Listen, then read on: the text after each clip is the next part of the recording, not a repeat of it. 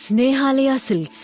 இங்கு ஒவ்வொரு புடவையும் ஸ்னேகா தேர்ந்தெடுத்தது உங்களுக்காக. சாலை பாதுகாப்பை வலியுறுத்தி நடைபேரணி இன்றைக்கு நடைபெறுகிறது.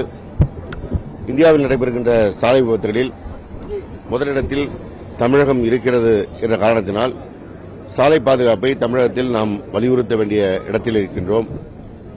அதிலும் குறிப்பாக இந்த சாலை விபத்தில் இறக்கின்றவர்களில் 19 to 32 வயதுட்பட்டவர்கள்தான் பாதிக்கு மேல் இருக்கிறார்கள்.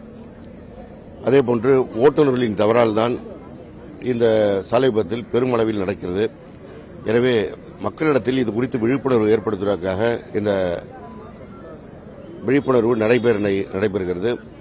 தமிழ்நாட்டை பொறுத்தவரை சாலை விபத்தால் உயிரிழப்பவர்களை தடுப்பதற்கு மாண்புமிகு தமிழ்நாடு முதலமைச்சர் அவர்கள் இன்னுயிர் காப்போம் என்ற அந்த மகத்தான ஒரு திட்டத்தை ஏற்படுத்தி சாலை விபத்தில் பாதிக்கப்பட்டவர்கள் முதல் 48 மணி நேரத்தில் அவர்களை உயிரை காப்பதற்கு தமிழக அரசு அந்த மருத்துவமனைக்கான தொகையை செலுத்தி உயிரை காக்கின்ற நடவடிக்கையில் ஈடுபட்டிருக்கிறார்கள். இருப்பினும் மக்களிடத்திலும் அந்த விழிப்புணர்வு வர வேண்டும், பாதுகாப்பாக இருக்க வேண்டும் என்பதை வலியுறுத்திதான் இந்த சாலை பாதுகாப்பு நடைபேரணி நடைபெறுகிறது.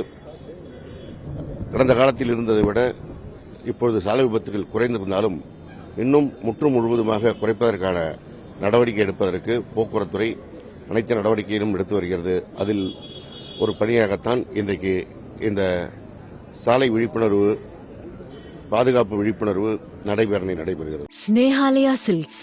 இங்கு ஒவ்வொரு புடவையும் ஸ்னேகா தேர்ந்தெடுத்தது உங்களுக்காக. செய்திகளை உடனுக்குடனும் துல்லியமாகவும் தெரிந்து கொள்ள சப்ஸ்கிரைப் பண்ணுங்க.